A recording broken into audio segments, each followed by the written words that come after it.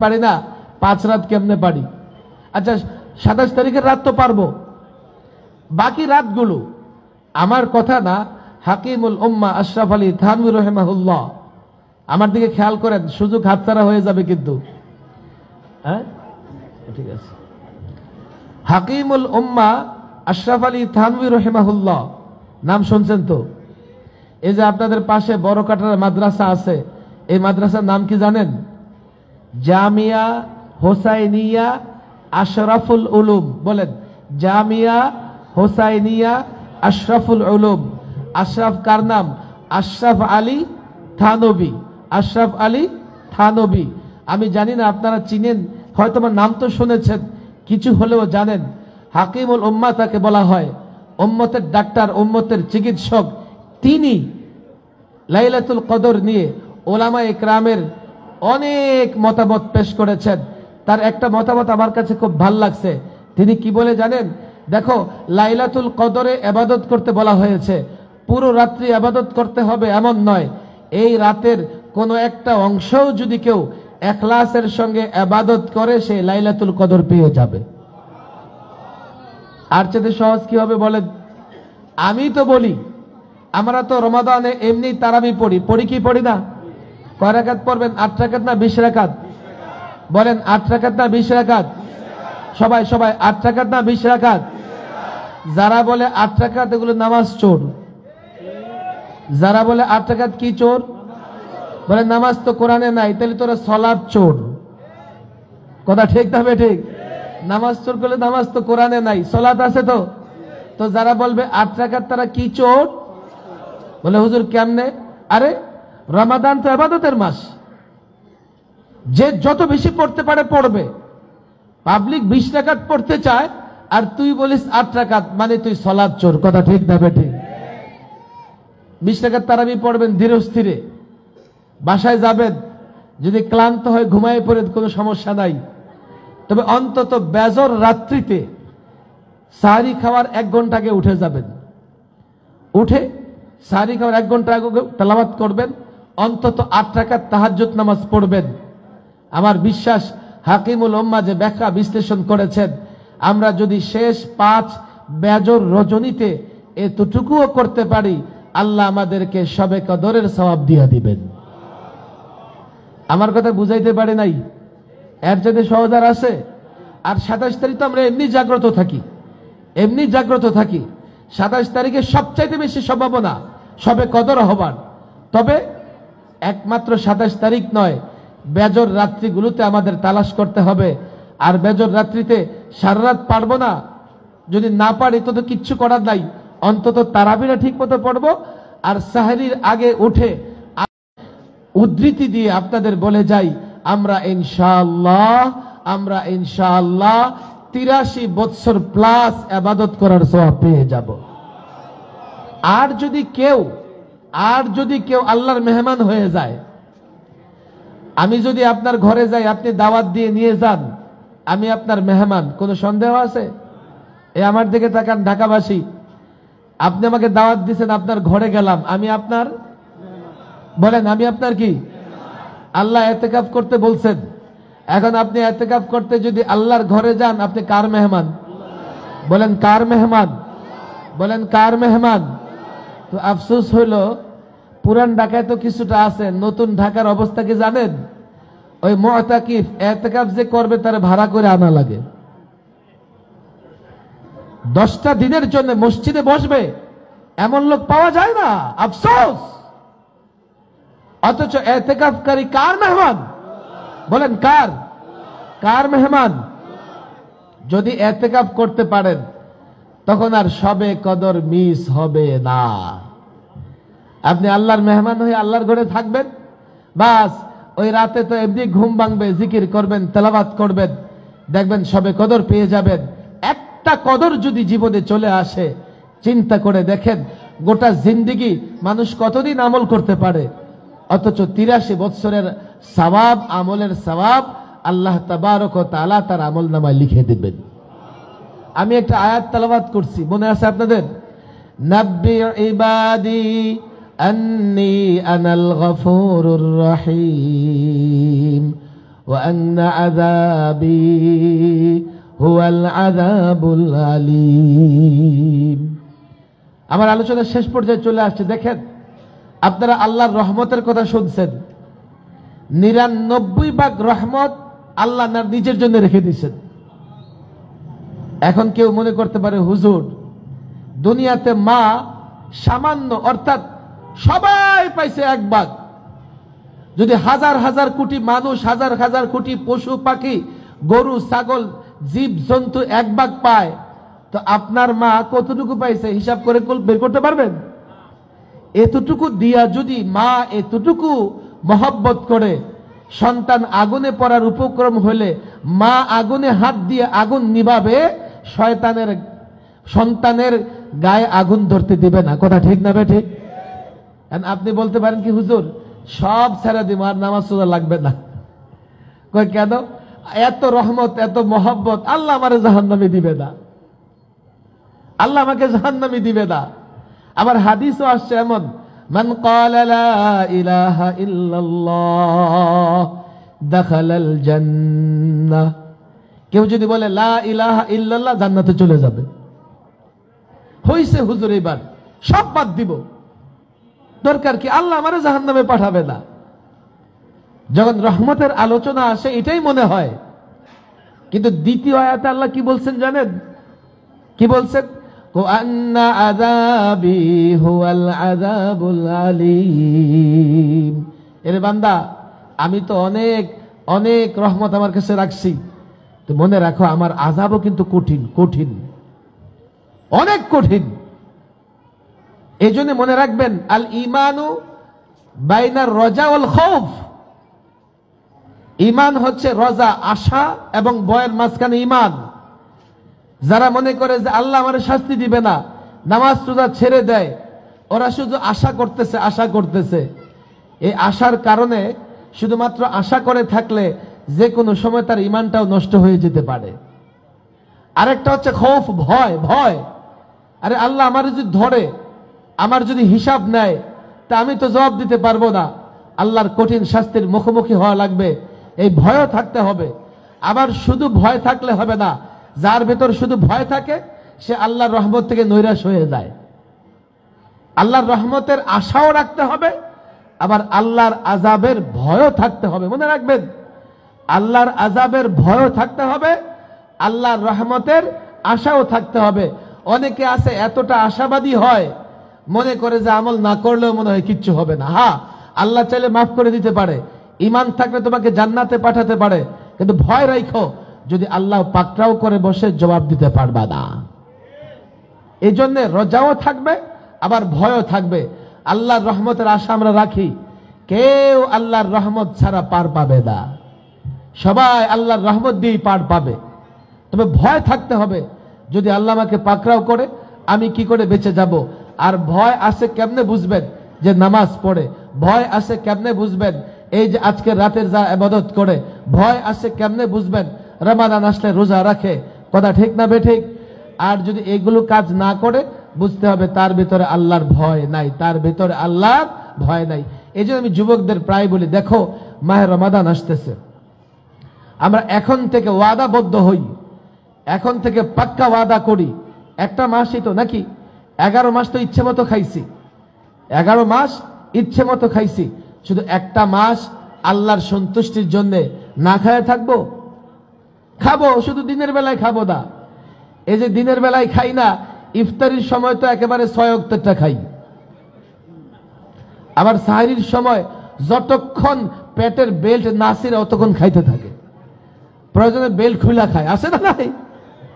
আরে আল্লাহ তো তোমার খাওয়া দাওয়া বন্ধ করে দেয় নাই, আল্লাহ শুধু এতটুকু টাইমিং চেঞ্জ করে দিছে। আগে খাইতা সকাল দুপুর, আর এখন খাইবা কি সাহরি আর ইফতার। আবার তারাবির পরও খাও না, ইচ্ছা মতো খাও, নিজেরটাও খাও, বাপেরটাও খাও, সমস্যা কি? এত সুযোগ দেওয়ার পরেও রোজা রাখতে চাও না, বৎসরে 1 মাস রোজা রাখতে চাও না। এই জন্য আমি যুবকদের বলি, পাক্কা ওয়াদা করো, রোজা রাখো, রোজা রাখো। দেখো অনেক কথাই বলতে মন চায়, আজকে যেহেতু মুক্তির রজনী, আজকে যেহেতু বরাতের রজনী, আজকে আমি লম্বা কথা বলবো না। তবে আমি যুবকদের বলি, দেখো ইসলাম যদি না মানো, নামাজ যদি না পড়ো, রোজা যদি না রাখো, জাহান্নাম না, দুনিয়াটা জাহান্নাম হয়ে যাবে। যদি আল্লাহর বিধানগুলো না মানো, জাহান্নাম না, এই দুনিয়াতেও জাহান্নামের শাস্তি ভোগ করতে হবে। আজকে যে মুসলমানদের ভেতরে এই পেরেশানি, এই মুসলমানদের উপর জুলুম, মুসলমানদের উপর নির্যাতন, মুসলমানদের আর্থিক অভাব, অনটন, সবগুলোর কারণ একটাই, মুসলমান দিন ছেড়ে দিয়েছে, ইসলাম ছেড়ে দিয়েছে। দিন এবং ইসলাম মানো, আল্লাহর কসম মর্যাদা আসবে, সম্মান আসবে, রিজিকও আসবে, সব আল্লাহ তোমার আমার জন্য বরাদ্দ করে দেবেন। অনেকে বলে হুজুর বড়লোক হতে পারতেছি না। আমি বলি ঠিক মতো নামাজ পড়ো, আল্লাহর গোলামি করো, বড়লোক আল্লাহ বানায় দিবে। হুজুর দেখছি অনেক আগে মৌলবীদের কথা শুই না, একবার খতিব সাহেবের কথা শুই না, 40 দিন মসজিদে গেছি, আর আল্লাহর কাছে আল্লাহ 1 কোটি টাকা দাও, আল্লাহ 1 টাকাও দেয় দেই, ধরা খাইছি। আপনার কথা শুনে আবার ধরা খামো, অবস্থা দেখেন। 40 দিন গেছে, আল্লাহ 1 টাকা দেয় দেন, মসজিদে যাওয়া ছেড়ে দিছে। আরে বাবা, তুমি যে গেছো, এই দুনিয়াটা তো শেষ হয়ে যাবে, আর তুমি 13 পাও নাই যে আল্লাহ তোমারে কেমনে 1 কোটি টাকার উপকার করে দিছে। এক বেচারা যাইতেছে রাস্তা দিয়ে, সাইকেল উঠাই দিছে, মেরুদণ্ডের হাড় ভেঙে গেছে, তোমার তো মেরুদণ্ডের হাড়টাও ভাঙে নাই। আরেক বেচারার হঠাৎ ডেঙ্গু হইয়া হাসপাতালে ভর্তি হয়ে 10 লাখ খরচ করে ফেলছে। আল্লাহ তাবারক ওয়া তাআলা বান্দার উপর দয়া করেন নানা ভাবে, বান্দা সেগুলো টের পায় না। বান্দা খালি মনে করে কি যে নগদ টাকা আসতেই মনে হয় লাভবান হয়েছে। আরে আল্লাহ অনেক ক্ষেত্রে বান্দাকে নগদ লাভ দেয় না, কেন জানেন? এটা বান্দার জন্য নিরাপদ না। দিল আপনার 5 লাখ টাকা, ব্যাংক থেকে ওইটা বাড়ি যাইবেন, ছিনতাইকারী পিছন থেকে দিল পেটে একটা স্টেপ করে পুষ দিয়া, শেষ খতম। দুনিয়ার অর্থ করি দরকার, আল্লাহ ভালো জানে যে এই বান্দার জন্য কোনটা দিলে বান্দার কল্যাণ হবে। বান্দা যদি নিজ থেকে সিদ্ধান্ত নেয়, বান্দা তো কল্যাণ অকল্যাণ বুঝে না। এই জন্য দেখেন, যে নামাজ পড়বে ঠিকঠাক মতো, আল্লাহর গোলামি করবে, আল্লাহর কসম করে বলি, আল্লাহ তার অশান্তি দূর করে দেবে, তার রিজিকের অভাব অনটন দূর করে দেবে। বলে হুজুর আপনারা তো ঠিকঠাক মতো নামাজ পড়েন। আমি কি, হ্যাঁ আমরা ঠিকঠাক মতো তো পড়ার চেষ্টা করি। তাহলে আপনাকে কষ্ট কেন? আপনি নিজেও তো 2.5 বছর সরকারি মেহমান ছিলেন। প্রশ্ন আসে না নাই? আপনারা তো জীবনে কষ্ট কেন? আমি বলি আসলে কষ্ট না, তোমরা জানো না, তোমরা মনে করছো কষ্ট, আমিও মাঝে মধ্যে মনে করতাম কষ্ট, কিন্তু পরে হিসাব করে দেখছি এটা জেলখানা না, এটা আমার জন্য আবাদত খানা। তোমরা সেটা বুঝবা না। তো হুজুর তাইলে ঠিক আছে, আরো 2.5 বছর থাইকা আইতেন, 2.5 বছর থাকলে তো আরো আবাদত করে আসতে পারতেন। দেখো, কষ্টের তুলনায় যা অর্জন হচ্ছে তা অনেক বেশি। কষ্ট তো আছে, ইনজেকশন দিলেও কষ্ট লাগে। কুত্তায় কামড় দিচ্ছে, ওরে 40টা ইনজেকশন দেওয়ার লাগবে, কষ্ট না? কিন্তু ইনজেকশন নিলেন না, পেটে যদি কুত্তার বাচ্চা হয়ে যায় পরে অবস্থা কি হবে? কষ্ট পেয়েছি, অর্জন অনেক বেশি। কষ্ট কতটা পেয়েছি সেটাও হয়তো বলা যাবে না। আজকে আমি হঠাৎ করে একজনের ইন্টারভিউ পড়তেছিলাম। এই বেচারা 8 বছর আয়নাঘরে ছিল, 8 বছর। আমরা তো অল্প কয়েকদিন রিমান্ডে ছিলাম, আর অল্প কয়েকদিন আমাদের 24 ঘন্টা ফাঁসির সেলে বন্দি করে রাখছে। এরপরে গেট খুলে দিছে, দরজা খুলে দিছে। এই লোকটা 8টা বছর একটা সেলের ভিতরে বন্দি ছিল। নামাজ রোজা এগুলো কেমনে করবে? অন্ধকার সেল, টাইমও জানে না, ওখান থেকে আজানের আওয়াজও আসে না।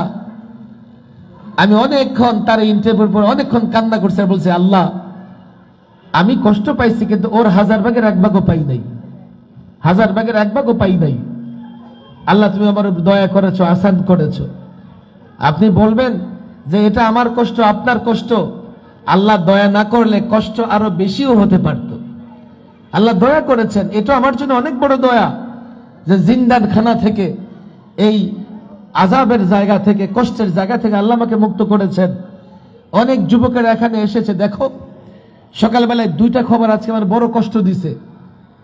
একটা হলো এক ব্যক্তির 8 বছর আয়নাঘরে থাকার কষ্টটা, আরেকটা হচ্ছে হঠাৎ পত্রিকায় দেখলাম কি আমাকে বাংলাদেশ ওই মাতাল ট্রাম্প আমার পার্শ্ববর্তী রাষ্ট্রের কসাইরে দিয়ে দিতেছে।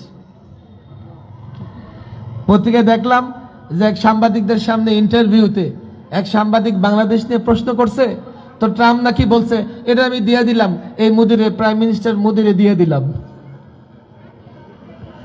একটা গল্প ছেলেরা প্রায় জানে। এক লোক যাইতেছে গরু নিয়ে বিক্রি করতে, রাস্তায় দাঁড়ায় আছে সন্ত্রাস। এই ফ্যানটা লাগবে না, ফ্যানটা লাগবে, এই ফ্যানটা বন্ধ করো।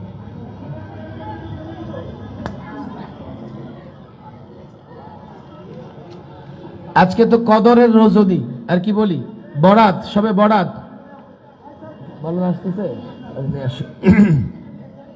আমাদের আজকের অন্যতম বিশেষ আলোচক মেহমান হযরত মাওলানা নজরুল ইসলাম কাসিমি সাহেব, বাংলার তারিক জামিল খ্যাত মাওলানা নজরুল ইসলাম কাসিমি সাহেব চলে আসে, সামনে আসে। হুজুরের যারা সঙ্গে আছে আসতে দেন, বাকিরা বসে যান।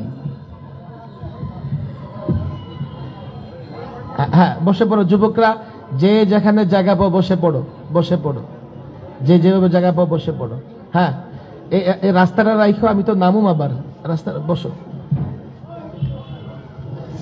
মাওলানা আসছে, 2-1 মিনিটে আমার কথা শেষ হয়ে যাবে। আমি অপেক্ষা করতেছিলাম, মাওলানা আসলেই বয়ান শেষ করে ফেলবো। আমার দিকে তাকান। আপনারা গল্প শুনছেন, এটা আমি একাধিকবার শুনছি উস্তাদদের মুখে। বেচারা গরু বিক্রি করতে নিয়ে যাইতেছে, রাস্তায় ছিনতাইকারী দাঁড়াই রইছে, সে গরু বিক্রি কইরা টাকা নিয়ে যাবে, যাওয়ার পথে ওর টাকা কি করে দিবে? ছিনতাই করে রেখে দিবে। এই বেচারার গরু বিক্রি করে নাই, এই গরু ফেরত নিয়ে যাইতেছে। তো ছিনতাইকারী জিজ্ঞেস করে, আরে গরু বিক্রি করলি না কেন? তো মালিক বলে, আরে ভাই গরুর দাম এত কম বলে এই জন্য বিক্রি করে দেয়। কম আর বেশি তোর কি? চিন্তা করেন, কম আর বেশি গরুর মালিকের কি বলে? অর্থাৎ তার মনে মনে মন কলা খায়, কেন যে কম হোক আর বেশি হোক, চিন্তাই তো আমরা করে নেব, তোর কি? আমি ওর আশ্চর্য হয়েছি, দেশটা আমার একটা স্বাধীন রাষ্ট্র। পত্রিকার নিউজ পড়ে দেখলাম মাতাল, এক মাতাল আরেক মাতালরে আমার দেশ দিয়ে দিতেছে, আবার সেই নিউজ করতেছে আমার দেশের মিডিয়া। পরক্ষণে আবার দেখলাম যে না না না, আসলে দেশটা দেয় নাই, ভিন্ন এক প্রসঙ্গে একটা কথা বলেছে। আমি যুবকদের বলি, দেখো এই যে আজকের এই রজনীতে, বরকতময় রজনীতে দেশটার জন্য তোমরা দোয়া করবা। এই দেশ যদি থাকে সব থাকবে, তোমাদের রাজনীতিও করতে পারবা, স্বাধীন থাকতে পারবা। আর এই দেশের আমাদের যে প্রতিবেশী, তার যে বদনজর আমাদের দিকে, প্রায় বলে হুজুর আমরা 71-এ আপনাদের সহযোগিতা করছি। ধন্যবাদ, সহযোগিতা করছো। পাশের বাড়ির মহিলারে যদি যুবক সহযোগিতা করে আমরা ধন্যবাদ দিব, কিন্তু পরে যখন বোঝা যাবে এই যুবকের নিয়ত খারাপ, ওই মহিলার দিকে বদনজর পড়ছে তার, তো ওই মুরব্বীরা তার জোতা পেটা করতেও ছাড়বে না। আমি আজকে আপনাদের কাছে বলি, মাওলানা চলে আসছেন, অত্যন্ত গুরুত্বপূর্ণ কথা বলবেন। আমি এক ধরনের আপনাদের প্রতিবেশী এলাকার, এই যে জামিয়া হুসাইনিয়া বড়কাটার মাদ্রাসা, এটার সঙ্গেও আমি জড়িত আছি। আর লালবাগ মাদ্রাসায় তো নিয়মিত সবক পড়াই। এই বাংলাদেশ মাঠ, এটা ছিল পাকিস্তান মাঠ। আমি ছাত্র জীবনে আল্লামা মুফতি আমিন রহিমাহুল্লাহর সঙ্গে হুজুর এখানে ঈদের নামাজ পড়াইতেন, মনে আছে আপনাদের? মুফতি আমিন রহিমাহুল্লাহ পাকিস্তান মাঠে ঈদের নামাজের ইমামতি করতেন, মনে নেই আপনাদের? পুরা প্রজন্ম পরিবর্তন হয়ে গেছে, এই প্রজন্ম তো কিচ্ছু জানবে না, আর জেন জি যদি হয় কিচ্ছু বুঝবে না। তোমাদের বলি, দেখো কয়েকজন বুজুর্গের নাম তোমরা শুনে রাখো। এই মহল্লা একজন বুজুর্গ ছিল, আল্লামা শামসুল হক ফরিদপুরি, এই বেগম বাজার মসজিদের একটা কামরায় বসে লেখালেখি করতেন। আরেকজন বুজুর্গ মুফতি দিন মোহাম্মদ খান সাহেব, 71-এ স্বাধীনতার পরে 16 ডিসেম্বরের পরে টুপি নিয়ে হাঁটা যাইতো না। একদল আছে টুপি দেখলে টানাটানি করত, যেটা 13তে একবার শুরু হয়েছিল শাহবাগে। নাস্তিকরা মৌলবি বানায় বানায়, রাজাকার বানায় প্রচার করত। মুফতি দিন মোহাম্মদ খান সাহেবের ইতিহাস আপনারা জানেন কিনা, উস্তাদদের মুখে আমরা বারবার শুনেছি।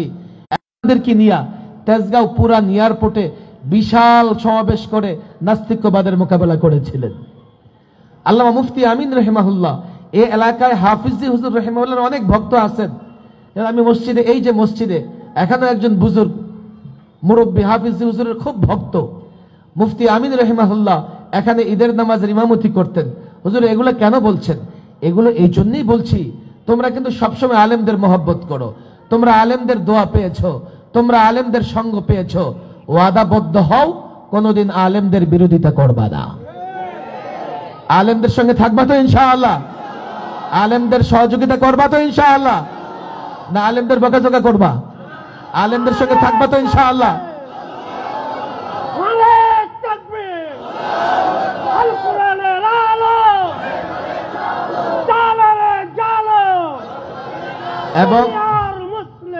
এবং এই লালবাগ কাটারা সহ যতগুলো মাদ্রাসা আছে আমরা এগুলোতে সহযোগিতা করব।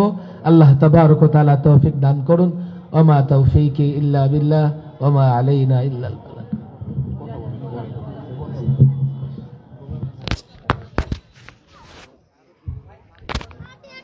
আলহামদুলিল্লাহ, হযরত এতক্ষণ আমাদের মাঝে খুব গুরুত্বপূর্ণ আলোচনা করেছেন। আল্লাহ তাআলা আমাদের সকলকে হযরতের প্রত্যেকটা কথার উপর আমল করার তৌফিক দান করুন। সম্মানিত উপস্থিতি,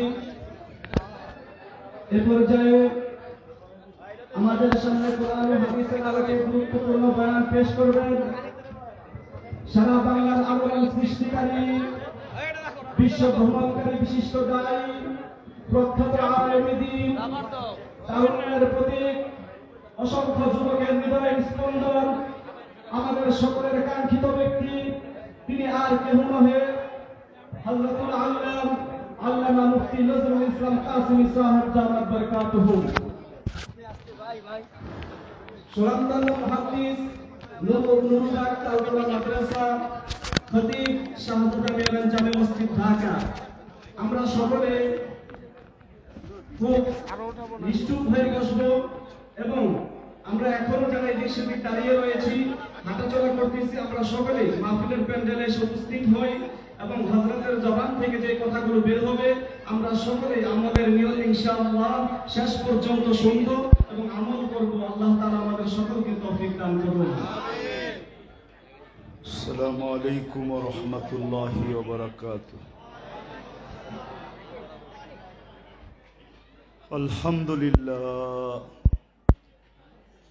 আলহামদুলিল্লাহিল্লাযী খালাকাল খালাইকা বিইরাদাতিহি ওয়া দাহাল আরদা বিমাশিয়াতিহি ওয়া রাফা'আস সামা বিগাইরি আমাদিন বিকুদরাতিহি।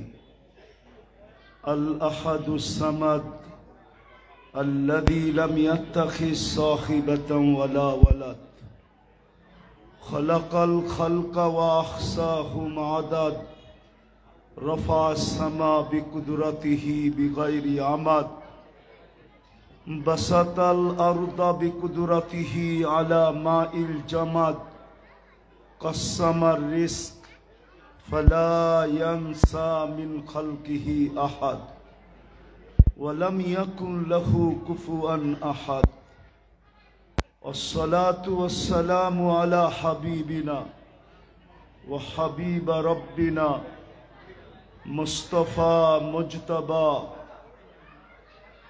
لواء الحمد بيده يوم القيامة.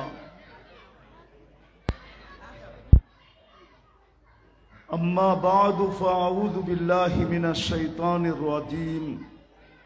بسم الله الرحمن الرحيم.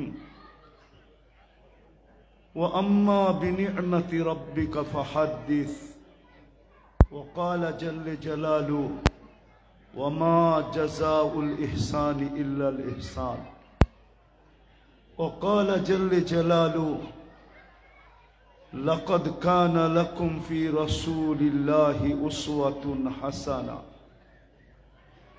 وقال رسول الله صلى الله عليه وسلم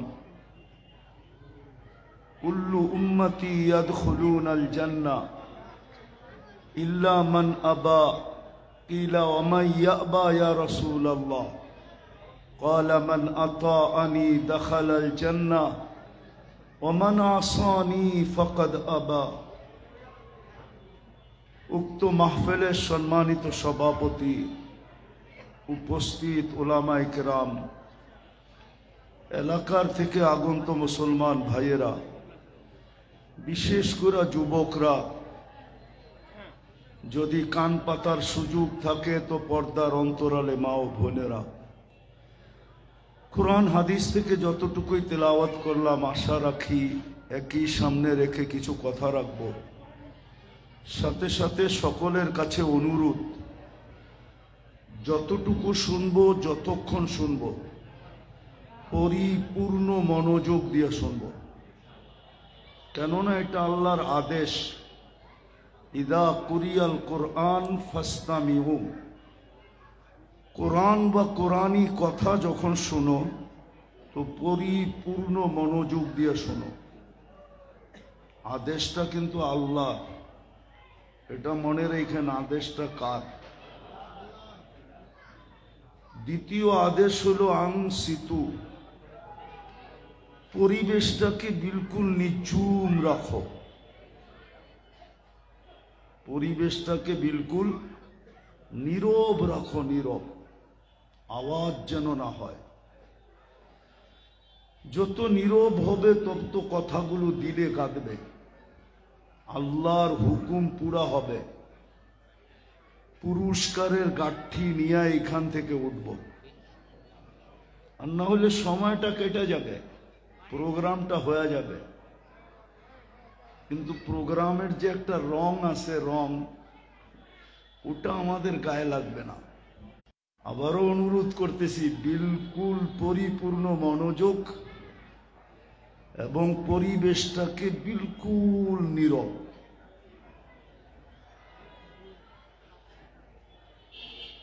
আসলে সত্য এটাই, মানতে চাই আর না চাই, জীবনটা কিন্তু গড়ার জন্য, কাটানোর জন্য না। এই যে ছোট জীবনটা গড়ার জন্য যদি না হইতো তাহলে আপনার পিছনে আল্লাহ ডেলি এত বাজেট কেন ব্যয় করতেন? মনোযোগ, কিন্তু মনোযোগ, আল্লাহ এত বাজেট কেন ব্যয় করতেন? একটা কথা চিন্তা করেন, আপনি বলবেন কোথায় বাজেট ব্যয় করে? আচ্ছা, অক্সিজেন যদি পানির দামে হইতো, অক্সিজেন পানির দামে যদি হইতো, 1 লিটার পানি কত বলেন না? 30 টাকা, ঠিক না? পানির দামে যদি 1 লিটার অক্সিজেন হইতো তাহলে আপনাকে ডেলি 16,000 অক্সিজেন দিতে হইতো, কেন আপনি আর আমি ডেলি 550 লিটার অক্সিজেন নেই। এটা কি আল্লাহর বাজেট না? অস্বীকার করতে পারবেন? হ্যাঁ। আচ্ছা, পার শ্বাসে যদি আল্লাহ 1 পয়সা নিতেন তাহলে তো ডেলি আপনাকে 1600 টাকা পে করতে হইতো, কেন আপনি 1,60,000 বার শ্বাস প্রশ্বাস নেন। এটা কি আল্লাহর ব্যয় না? আমি যুক্তি দিয়ে বুঝাইতেছি, আগে দেখি বুঝে আসে কিনা। জীবনটা কিন্তু গড়ার জন্য, কাটানোর জন্য না। যদি কাটানোর জন্য হতো তাহলে আপনার পিছনে আল্লাহ ডেলি এত বাজেট ব্যয় করতেন না। অক্সিজেন দেখাইলাম, শ্বাস দেখাইলাম, মিটফুট তো আমার পিছনে, ঠিক না? সত্য তো। ডায়ালিসিস সেন্টার আছে না, পার ডে করাইতে কয় টাকা নেয় বলেন না? কারো জানা নাই? এটা তো সরকারি, ঠিক না? কয় টাকা নেয় ডেলি ডায়ালিসিস করতে?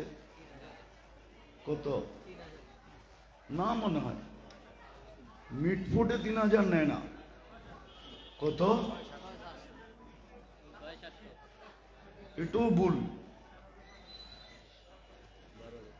1300-1400 হবে। আচ্ছা ধরেন 1300 বলেন তো, 1000ই ধরলাম, তাহলে তো ডেলি ডায়ালিসিস ফি দিতে হইতো 36,000। কেননা আল্লাহ কুদরত দিয়ে আপনার আমার ডায়ালিসিস করেন 36 বার। কয়বার? হ্যাঁ যুবক, তোমার 36 বার ডায়ালিসিস হয়। পার 40 মিনিটে একবার ডায়ালিসিস কমপ্লিট। তুমি বিশ্বাস না করলে এখন গুগলে সার্চ দাও, দেখো তোমার বিজ্ঞান আমার কথা ঠিক বলে কিনা।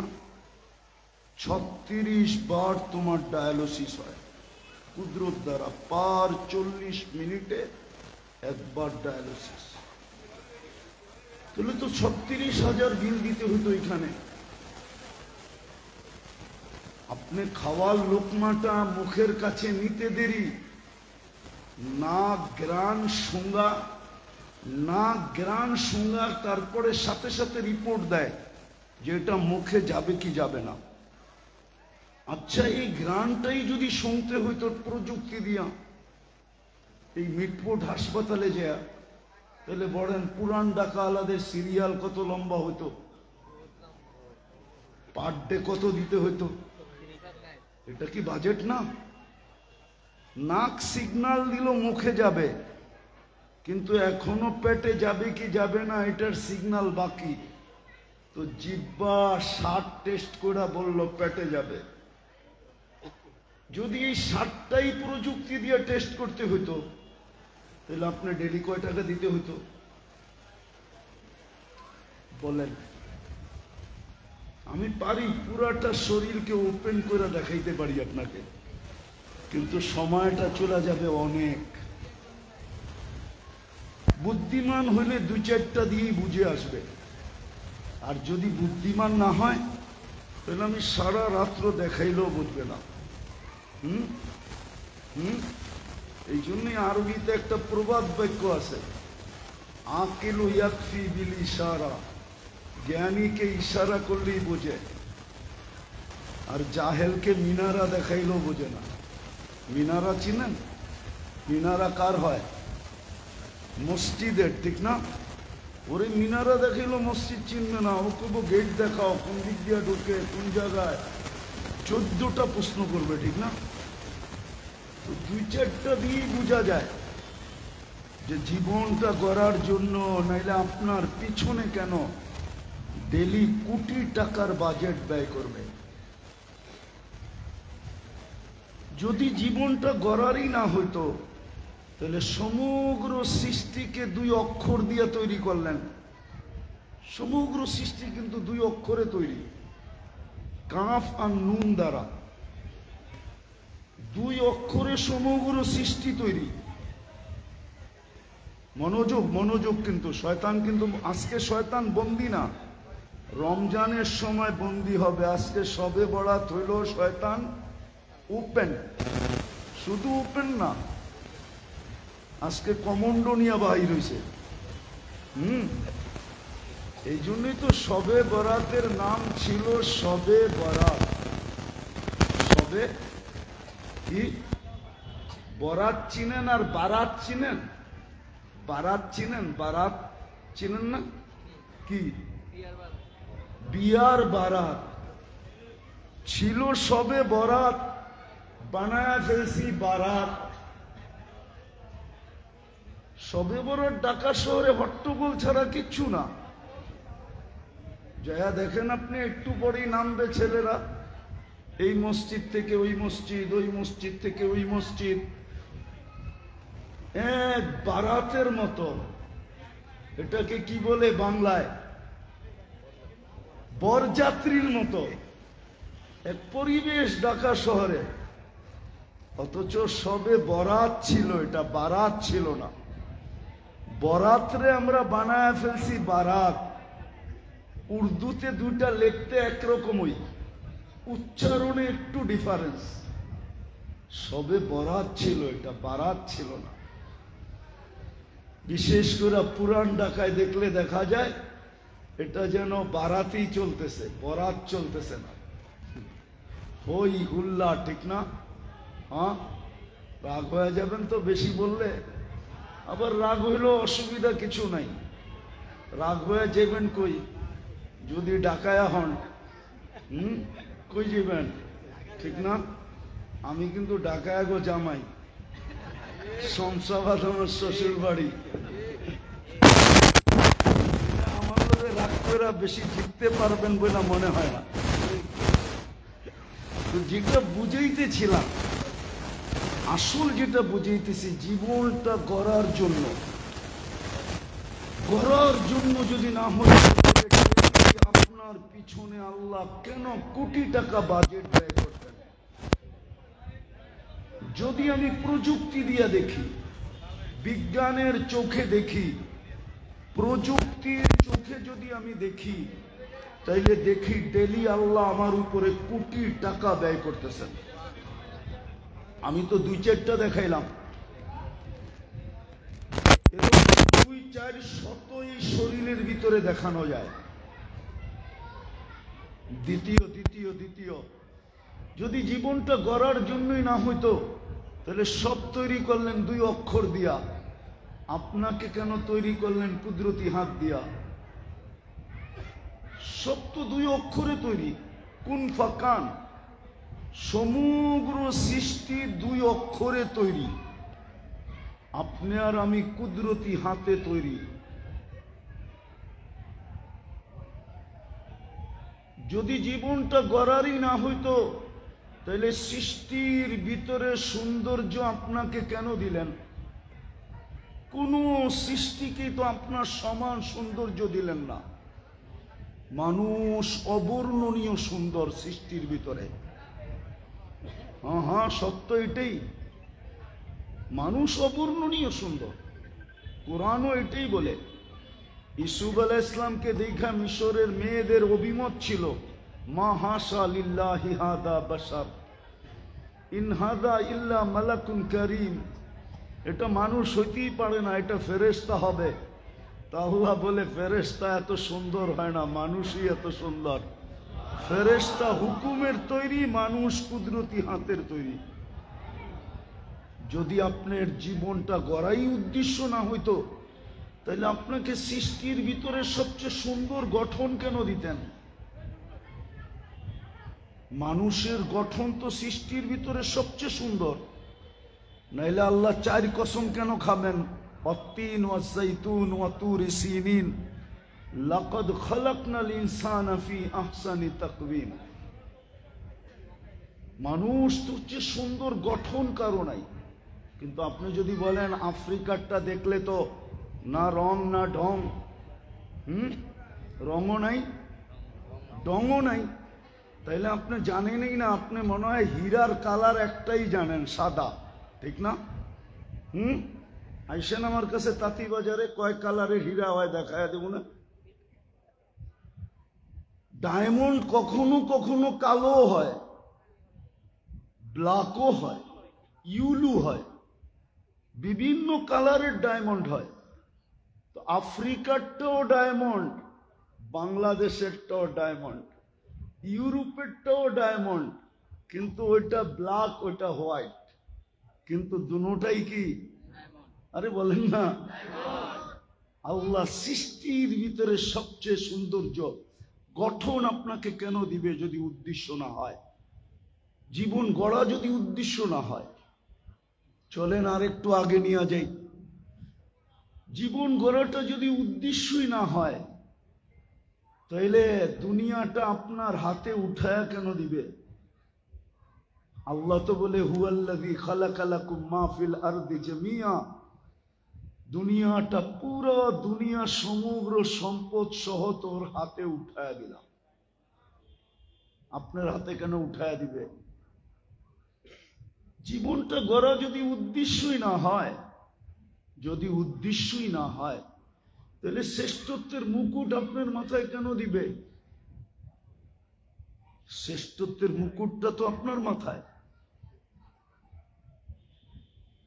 যদি জীবনটা গড়া উদ্দেশ্যই না হয়, তাহলে দুনিয়া আখেরাত দুটোটা আপনাকে কেন দিবে? চলেন আরেকটা মজার কথা দেখি, বুঝে আসে কিনা। জীবনটা যদি গড়া উদ্দেশ্য নাই হয়, তাইলে বেরে দোস্ত, ফেরেশতাকে আপনার সেবক কেন বানাবে? আপনি ভাবছেন এই বডিটা কি এমনি চলে? হ্যাঁ বলেন আপনি আমাকে যুক্তি দিয়া। এটার চলার মতো এটার ভিতরে কি আছে? কিছুই নেই। এটা ফেরেশতা দিয়া পরিচালিত। আপনার আমার সেবক না হইলে এখানে লোক পাওয়া যাবে? মরার জায়গার থেকে বেঁচে আসছে। ডেলি 20 জন ফেরেশতা আপনাকে গার্ড দেয়, গার্ড। দিনে 10 জন, রাত্রে 10 জন। মুসিবত আসলে জিজ্ঞেস করে আল্লাহ বাঁচাবো, তো মরার জায়গার থেকে বাঁচায় নিয়ে আসে। যখন বলে বাঁচায়ও না, তো হাঁটু পানিতে পড়ে মরা যায়। যেখানে মরার জায়গা না, ওইখানে যে মরে। ভালো মতো বোঝেন, জীবনটা কিন্তু গড়া হলো উদ্দেশ্য, নাইলে আপনাকে কোনোদিন শ্রেষ্ঠত্বের মুকুট পরানো হতো না, কুদরতি হাতে অস্তিত্ব হতো না। আপনার আমার পিছনে ডেলি, যদিও ভাবি না, কোটি টাকার বাজেট ব্যয় হতো না। আমি তো 2-4টা আপনাকে দেখাইলাম। হ্যাঁ, এই জন্যই তো আল্লাহ মাঝে মাঝে প্রমাণ দেয়। করোনা লগ্নের প্রমাণ আছে আমার পেপারে, পত্রিকায়, আমার মিডিয়ায়। আধা ঘন্টা অক্সিজেন 84,000 টাকা বিল। না হয় নাই? হ্যাঁ, হাসপাতালের নাম বলবো? মডার্ন হাসপাতাল, বললে কোনো অসুবিধা নাই। আধা ঘন্টা অক্সিজেন দিছে, 84,000 টাকা বিল। আমি তো পানির দামে ধরলাম। স্বাভাবিক শ্বাস নেওয়ার দাম বাংলাদেশের শিল্পপতি আমাদেরকে জানায় গেছিলেন। করোনা লগ্নে ডাক্তারের টিমকে বলছিলেন, আমাকে শুধু স্বাভাবিক শ্বাস নিতে দাও, আমি এন্টার কোম্পানি তোমাদের নামে লেখা দিব। পত্রিকায় আসছে, নাম বলবো না, আপনারা নাম জানেন। আপনাদের ঘরেও ওই কোম্পানির জিনিস আছে। জীবনটা গড়া উদ্দেশ্য, নাইলে আপনার পিছনে কেন কোটি টাকা আল্লাহ ডেলিভারি করবে? যদি আমি প্রযুক্তির চোখে দেখি, যদি আমি বিজ্ঞানের চোখে দেখি, কেন আপনার পিছনে ফেরেশতাকে সেবক বানাবে? ফেরেশতাকে কেন সেবক বানাবে? ফেরেশতা আপনার সেবায়। চলেন হাদিস শুনেই নেন। মানুষকে যখন আল্লাহ সৃষ্টি করলেন, প্রথমে ফেরেশতাদের অভিমত ছিল বানায়েন না, কেননা এটা পোল্ট্রিবাজ। পোল্ট্রিবাজ বোঝেন তো? আবার পোল্ট্রি মুরগি বুঝেন না কিন্তু। মানুষ পাইতে দেরি, আপনাকে বলতে দেরি করবে না। যেমন আজকে প্রত্যেক ব্যক্তিকে আপনি দেখেন, প্রত্যেক ব্যক্তিকে আপনি দেখেন, নারীকে দেখেন, পুরুষকে দেখেন, যুবককে দেখেন, বৃদ্ধকে দেখেন, গরিবকে দেখেন, ধনীকে দেখেন, প্রত্যেককে দেখেন।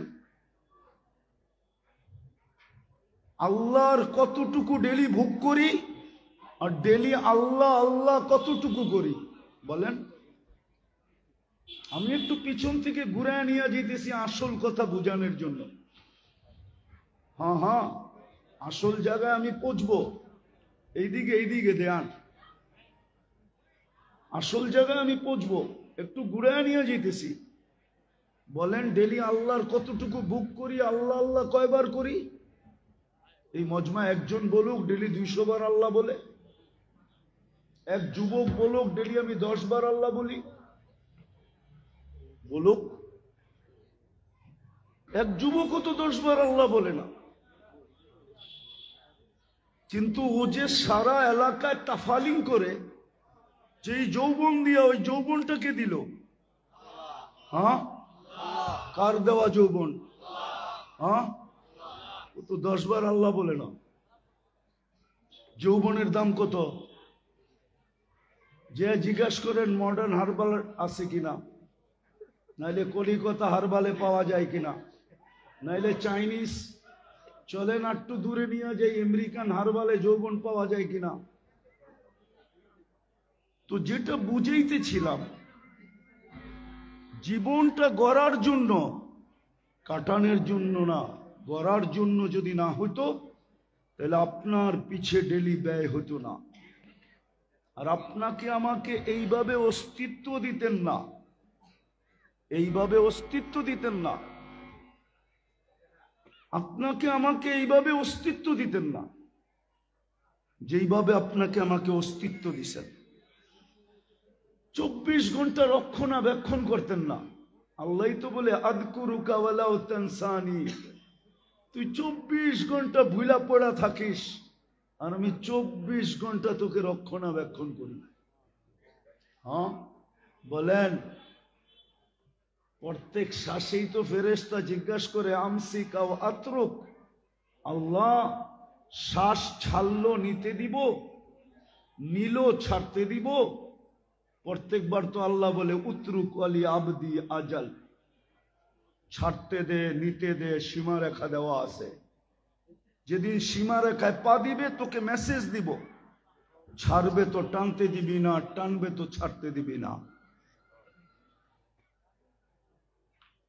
তো জীবনটা আসলে গড়ার জন্য, কাটানোর জন্য না।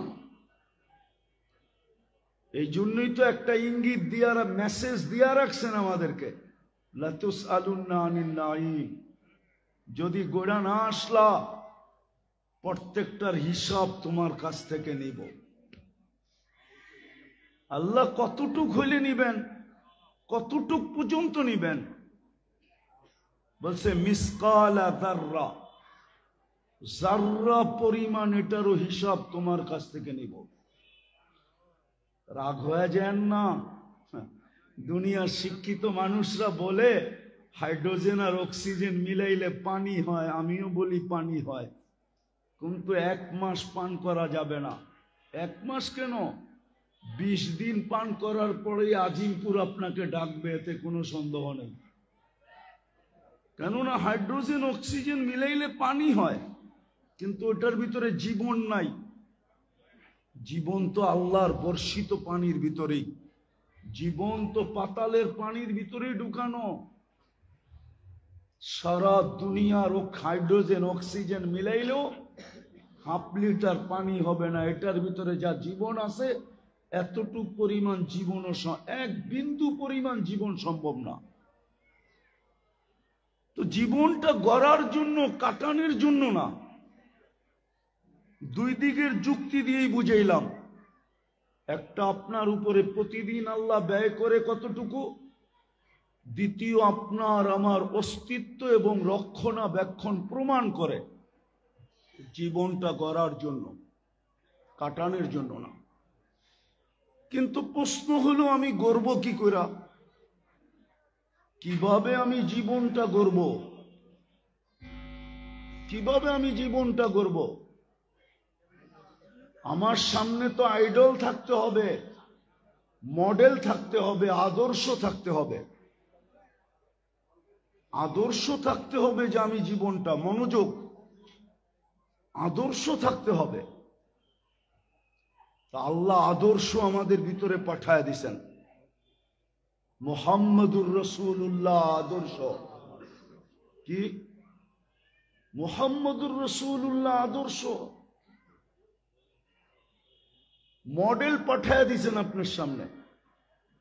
আর সত্য এটাই, জীবনটা গড়া গেলেই কিছু পাবেন, কিছু না। জীবনটা গড়া গেলেই দাম পাবো, ইজ্জত পাবো, সম্মান পাবো। রাগ হয়ে যান না। আমরা পাইলি কি পাইছি? আপনি বলবেন পুরান ঢাকার থেকে গুলশান আলারা একটু বেশি পাইছে, তো গুলশানের তুলনায় আপনি কি পাইছেন বলেন?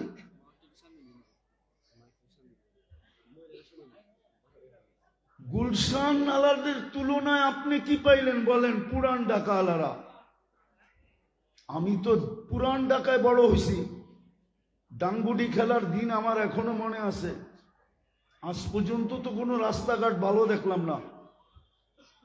যখনই দেখি খোদাই করা। কি রাগ হয়ে গেলেন? হ্যাঁ, কারো আমলেই তো দেখলাম না যে পুরান ঢাকার রাস্তাঘাট নিউ ঢাকার মতো এরকম ফকফকে। খোদাই ছাড়া তো কোনো রাস্তা দেখলাম না। এইটা ভালো হয়তো ওইটা খোদাই হয়, ওইটা ভালো হয়তো ওইটা খোদাই হয়। সারা জীবন শুধু খোদাইয়ের উপরই আছে।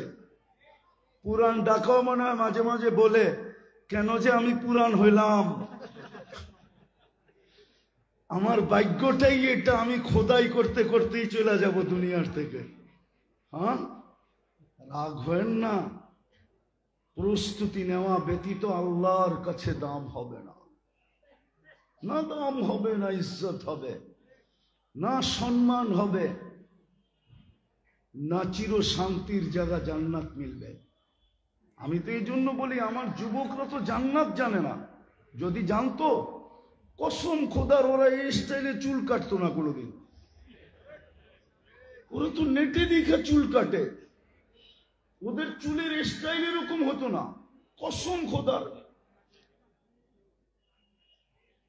ও যদি জান্নাত চিনতো, আমাদের মা বোনরা যদি জান্নাত জানতো, তাহলে 4 জোড়া কাপড়ের বেশি 5 জোড়া কাপড় কারো কাছে হতো না। পার 3 মান্থ 1 জোড়া কাপড়, 3 4 12, 4 জোড়া কাপড়ে বৎসর শেষ।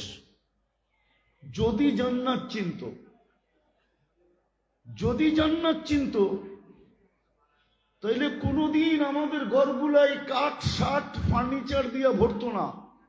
রাগ হয়ে যাবেন বলবো, এই পুরান ঢাকার অধিকাংশ ঘরেই তো ফার্নিচার দিয়ে জায়গা ব্লক করছে, রাত্রে শুইতে গেলে পাও পর্যন্ত ছড়াইতে পারে না, বেকা হয়ে শুইতে হয়।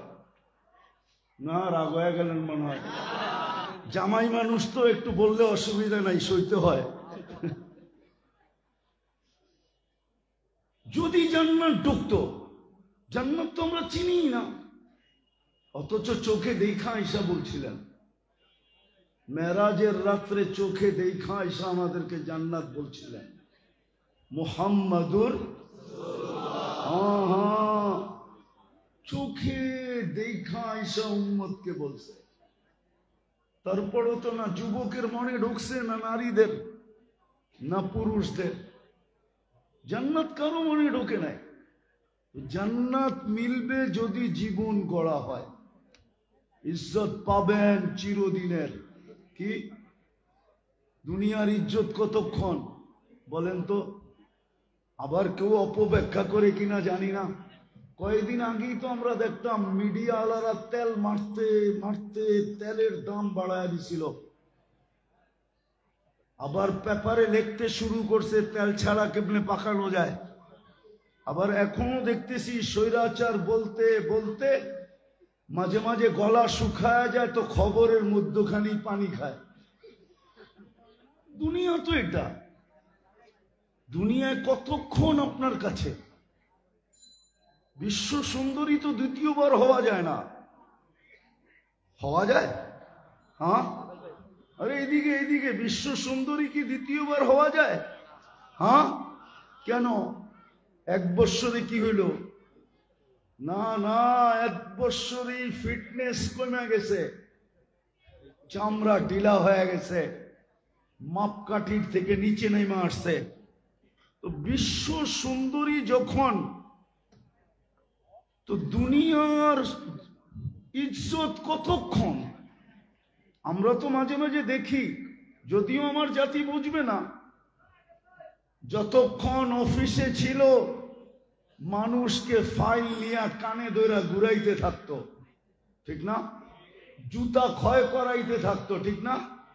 যেদিন উনি রিটায়ার্ড হইলেন, LPR এ গেলেন, এখন ওনার অফিসেই উনি ফাইল নিয়ে ঘুরে। মনে হয় বোঝেন নাই, ঠিক না? আর কলিকরা মুস্কি মুস্কি হাসে, এতদিন মানুষকে ঘুরাইছো, খুব মজাটা লাগছে, এবার নিজে ঘুরা দেখো কেমন মজা লাগে। দুনিয়ার ইজ্জত কতক্ষণ?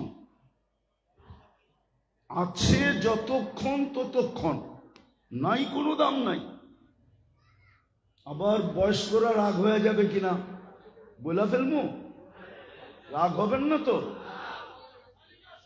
যার কাছে জীবনটা দিয়া বুড়া হইল, এখন ওনার কাছে গেল, উনি কয় সরো সরো। না সত্য না? এখন উনিও লাইক করতে চায় না, ঠিক না? এই জন্যই কিন্তু জান্নাতে প্রতি শুক্রবারে গেট আপ চেঞ্জ হবে, জান্নাতে প্রতি শুক্রবারে চেহারা চেঞ্জ হবে। যাতে কখনো না বলতে পারে যে তুমি তো ওইটাই, তুমি তো ওইটাই। নারীও চেঞ্জ হবে, পুরুষও চেঞ্জ হবে। প্রতি শুক্রবারে রূপ চেঞ্জ হবে, এন্টার চেঞ্জ হয়ে যাবে প্রতি শুক্রবারে। আজকের দিনে চেঞ্জ হয়ে যাবে। কেননা শুক্রবারে জান্নাতে আল্লাহর দাওয়াত থাকবে, আল্লাহর দাওয়াত। প্রতি শুক্রবারে আল্লাহ দাওয়াত খাওয়াবে। ভাবেন তো কত কোটি আইটেম হবে। যুবকরা যদি বলে পেশাবো নাই, পায়খানাও নাই, এত আইটেম খায়া পরে পেট ফাইটা মরবো কিনা, ঠিক না? তাইলে একটা উদাহরণ দেই। অ্যালকোহল চিনেন? অ্যালকোহল, আরে চিনেন? আরে শুনো তো, তারপরে হাসো। অ্যালকোহল চিনেন? 2-10টা ড্রাম এখানে নিয়ে আসেন, মুখ খুলা দেন, 10 মিনিটে হাওয়া। জান্নাতে যতই খাক না কেন, শুধু হা করবে, ডেক দিবে, আর জান্নাতের ওয়েদারের সাথে লাগবে, আর পুরা খালি। আবার খাবে, আবার খালি, আবার খাবে। যেরকম অ্যালকোহল অক্সিজেনে ছুঁইতে দেরি, হাওয়া হইতে দেরি হয় না, এরকম জান্নাতে 70 হাজার আইটেম খাবে। বললাম তো, মা বোনদের দিলে যদি জান্নাত ঢুকতো, 4 জোড়ার বেশি 5 জোড়ার আকাঙ্ক্ষা করতো না। তাইলে লেহেঙ্গার জন্য সংসার ভাঙতো না, ব্র্যান্ডের কাপড়ের জন্য সংসার ভাঙতো না, ঈদের দিনে কাপড় মন মতো না পাওয়ার কারণে ঘরে ঝগড়া হতো না। কেননা জান্নাতে তো ডেলি 70 বার লেহেঙ্গা চেঞ্জ করবে। কি? যেই লেহেঙ্গার কুচি থাকবে 3 কিলোমিটার ঘের, এই সুতা, নূরের সুতা দিয়া কাপড়, ওটা দিয়া লেহেঙ্গা। আলো না, আলোর ভিতরে হিট আছে, হিট। এটা ধরেন গরম লাগবে, নূরের ভিতরে কোনো হিট নাই। 70 বার কাপড় চেঞ্জ করবে। জান্নাতের সবচেয়ে মজা হইল 2টা, যা চাবে তা মিলবে, যেটা চোখে লাগবে ওইটা মিলবে। কিন্তু বলবো, যুবকদের চোখে সারাদিন অনেক কিছু লাগে, বেশি তাকাইলে জুতা দেখায়, আর পুরা টাকায় বাসায় গালি দেয়, ঠিক না?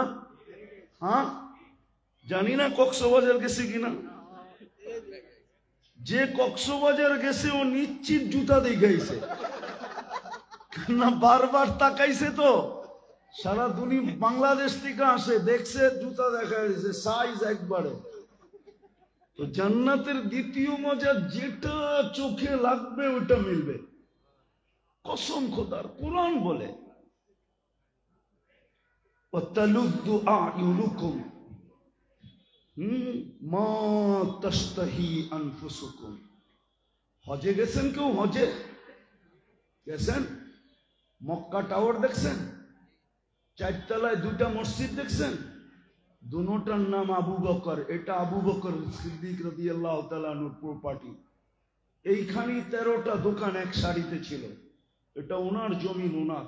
এই জন্য দুটো মসজিদের নাম মসজিদে আবু বকর। উঠার ডান দিকেরটাও বাম দিকেরটাও ওনার নামে, এটা ওনার প্রপার্টি। এইখানেই 13টা দোকান ছিল, সব খুয়া দিয়েছেন জান্নাতের নিশায়। কেননা জানেন, জীবন যদি গড়তে পারি তাহলে ইজ্জত পাব। আমি গুড়া বলতেছি দুনিয়া, অহংকার করে বলতেছি না। 103টা দেখা শেষ। আমি আপনাদের স্বাধীনতা দেখি নাই, এই স্বাধীনতা 5 তারিখের স্বাধীনতা দেখি নাই। কেন? ওই দিন তো আমি জমিনেই ছিলাম না, কোত্থেকে দেখবো? আমি তো আকাশে ছিলাম। ইংল্যান্ড থেকে আমি ক্যানাডায় যেতেছিলাম 4 তারিখ রাত্রে। যখন ক্যানাডা নামছি টরন্টোতে, তখন সকাল, আপনাদের এখানে সন্ধ্যা।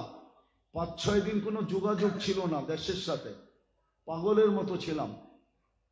নামার পরে শুনলাম দেশ স্বাধীন হয়ে গেছে, মনটা ভরে গেল। তো আমি ঘুরে বলতেছি আপনাদেরকে, নাইলে বেলাল রাদিয়াল্লাহু তাআলা আনহুর কবর আমাকে 6 বার কাঁদাইতো না। আরে কবর না, ওনার বাড়ি। আমি 6 বার গেছি ইথিওপিয়া, 6 বার। রাবেয়া বসরির বাড়ি আমাকে কাঁদাইতো না, আমি 6 বার দেখছি রাবেয়া বসরির বাড়ি। হাজারো কবর আমাকে কাঁদাইতো না। এই জন্য তো যুবকদেরকে বলি, ওসমান রাদিয়াল্লাহু তাআলা আনহুর 14 বছরের ছেলের কবর আমাকে টানা 2 ঘন্টা কাঁদাইতো না। কমরু আইল্যান্ডে কবর আছে, আমি গেছি ওইখানে। কমরু আইল্যান্ড ভারত মহাসাগরের শেষে। কমরু আইল্যান্ড রাজধানী হলো মরৌনি। এয়ারপোর্টের থেকে 15 মিনিট জায়গায় ওই কবরে যেতে। বৎসরে একবার ভারত সাগরের পানিটা উঁচা হয় আর কবরে আইসা টাচ করে। আমি জিজ্ঞেস করছি একবার কেন করে, তো বলছে বলতে পারি না। আমি বলছি কিতাবের কথা না, আমার ভিতরের মন বলে, তাখাইয়ুল বলে, আমার ধারণা বলে ভারত মহাসাগর মদিনা মুনাওয়ারায় যায় রওজায়ে আতহারে চুমা খাওয়ার ক্ষমতা রাখে না। সে মনে হয় আল্লাহকে কানে কানে বলে দিছে, আল্লাহ মুহাম্মদ নাম মুহাম্মদুর রাসূলুল্লাহর সাথে সম্পর্কিত উসমান ইবনে আফফানের ছেলে, আমাকে বৎসরে একবার অনুমতি দেন না, আমি এই কবরে চুমা খায়া ওই কবরে চুমা খাওয়ার স্বাদ মিটাইতে চাই।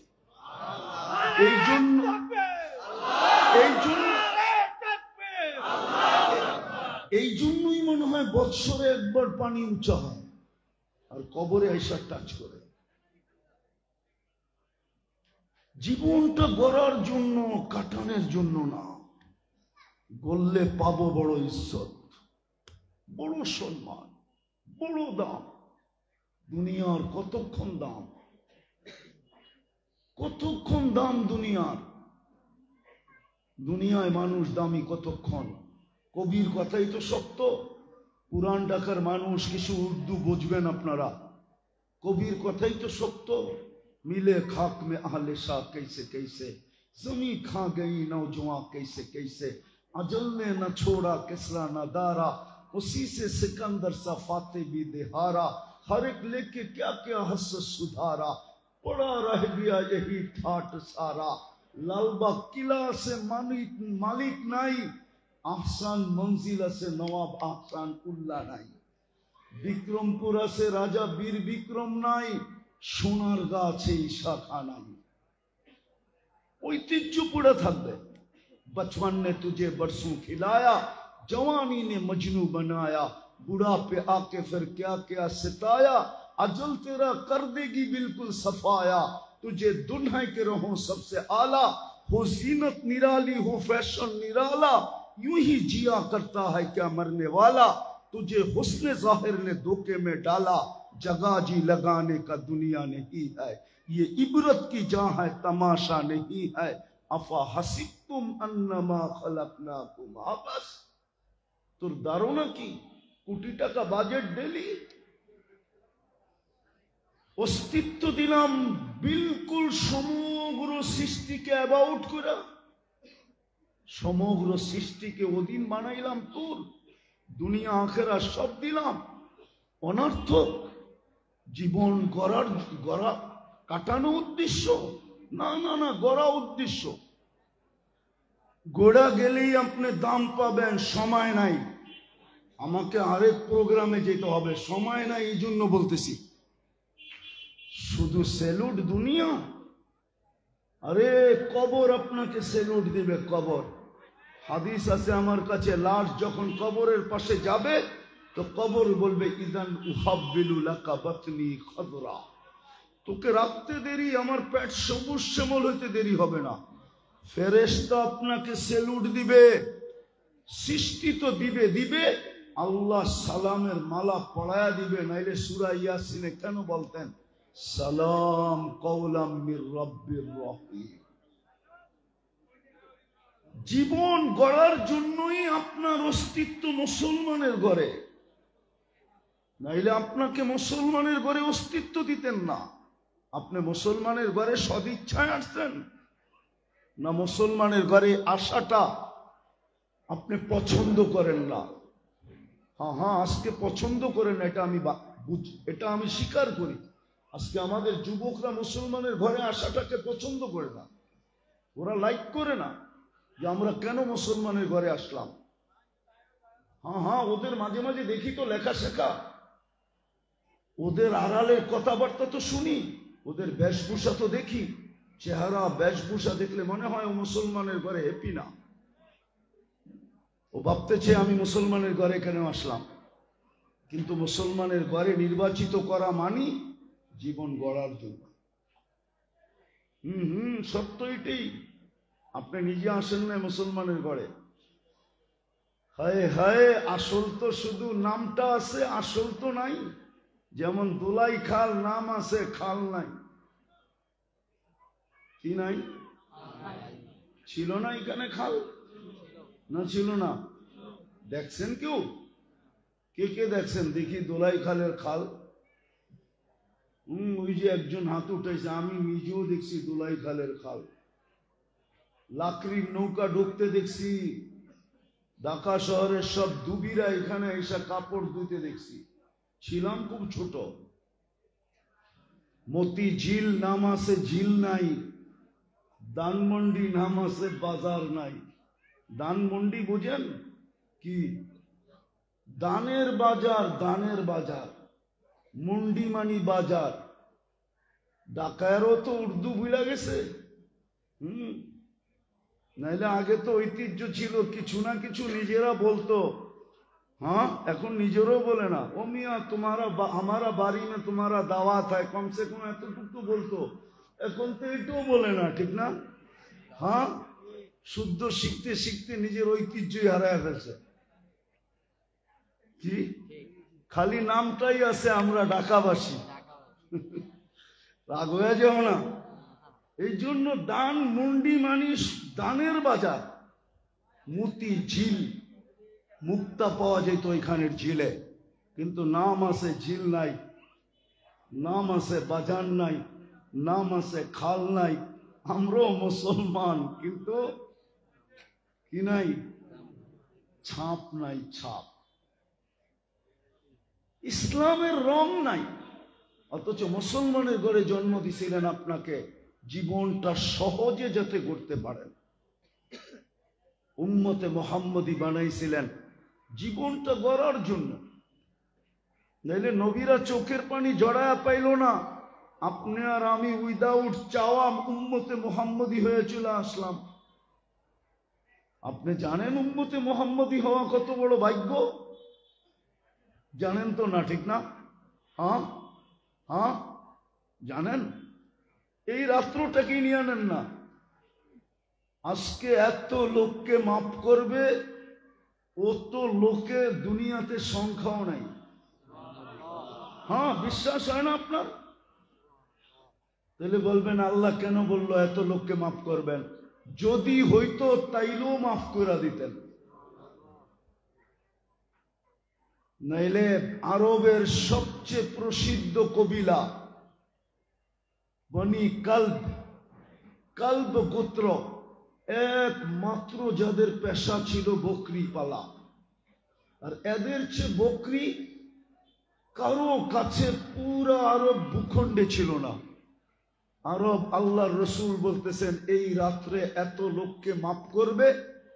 কত লোক? বসে বনি কালবের বকরিদের গায়ে যত লোম আছে অত সংখ্যক লোককে মাফ করবে।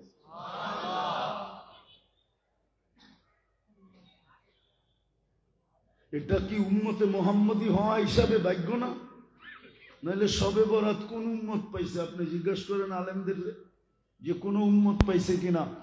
উম্মত তো আরো 1.5 লক্ষ ছিল। লাইলাতুল কদর কোন উম্মত পাইছে কিনা? আল্লাহ যদি কালকে বলে তুই কতদিন ছিলি, আর আল্লাহ 20-30 বছর ছিলাম, 15 বাদ দেন, তাহলে 15 থাকে। কেননা যতদিন পর্যন্ত প্রাপ্ত বয়স্ক না হয় কলম বিরুদ্ধে চলে না, কলম পক্ষে চলতে থাকে। আল্লাহ যদি জিজ্ঞেস করে 15 বছরে সবে বরাত কয়টা ছিল, হ্যাঁ, আল্লাহ যদি বলে একটা ধরলেই তো হইতো। কেননা আল্লাহর সিস্টেম হইল যাকে একবার মাফ করেন তাকে আর কখনো কাঠগড়ায় দাঁড় করান না। দুনিয়ার মতো না, মালা দিতেও দেরি করে না, আবার খুলতেও দেরি করে না, খোলাইতেও দেরি করে না। ফুলের মালাও দিতে জানে, জুতার মালাও দিতে জানে। দুনিয়ার মানুষের মতো আল্লাহ না, যাকে একবার মাফ করবে তো চিরদিনের জন্য মাফ। উম্মতে মোহাম্মদই তো বানাইলেন জীবন গড়ার জন্য। আমি আর দুটা দেখাই শেষ করব। দুটা নিজের পার্সোনাল জিনিস দিলেন। পার্সোনাল বোঝেন তো? নিজের ব্যক্তিগত জিনিস মানুষ দেয়, কিন্তু ব্যক্তিগত জিনিসটা দিতে চায় না। ব্যক্তিগত তো ব্যক্তিগতই, আল্লাহ তো ওই দুটো উঠে দিয়ে দিলেন। নাইলে বলেন পুরান টাউনের মানুষ, আপনাদের এখানের পয়সা আলারা কই থাকে? পুরান টাউন কোথায়? ধানমন্ডি, গুলশান, বনানী, বারিদারা, বসুন্ধরা, উত্তরা। যদি আরো পয়সা বেশি হয় তাহলে ইংল্যান্ডে, ঠিক না? হ্যাঁ, আল্লাহ কি গরিব? হ্যাঁ, তাহলে আল্লাহর ঘরটা আপনার এই গলির ভিতরে দিল কেন? এখানে তো গাড়িও ঢোকে না। পার্সোনাল জিনিস তো ঘরটা, ঘর আল্লাহ, ঘর কি পার্সোনাল জিনিস না? কেন দিল? কেন দিল? আপনার জীবন গড়ার জন্য দিল, যেন 2 কদম দিয়ে আপনি জীবন গড়তে পারেন। কিন্তু বলেন 90% তো নামাজ পড়ে না। রাগ হয়ে যাবে? আরেকটা পার্সোনাল জিনিস কোরআন, এটা আল্লাহর কালাম, আল্লাহর পার্সোনাল জিনিস। উঠায় আপনাকে দিয়া দিল জীবন গড়ার জন্য। এইখানে এরকম লোক চেহারায় বলে আছে, কবে কোরআন ছুঁয়া দেখছে বলতে পারবে না। এইখানে এরকম লোক আছে। এইখানে যুবক আছে, ডেলি একবার কোরআনটাকে চুমা দেয় না, কিন্তু সারা দিনে 100 বার চুমা দেয়। বলমু অর্থকি, নর্তকী, সর্তকী, নায়িকা, সাইকা, গায়িকা, মডেল, সডেল, উলঙ্গ সুলঙ্গ দেখা ডেলি 100 বার মোবাইলের স্ক্রিনে টাচ করে চুমা দিয়া স্বাদ লয়। জিজ্ঞেস করুন, হাসে কেন? সত্য কি না? সত্য না? হ্যাঁ, আচ্ছা তুমি না দাও, দেয় তো সত্য। অথচ 24 ঘন্টা একবার কোরআনটাকে চুমা দেয় না।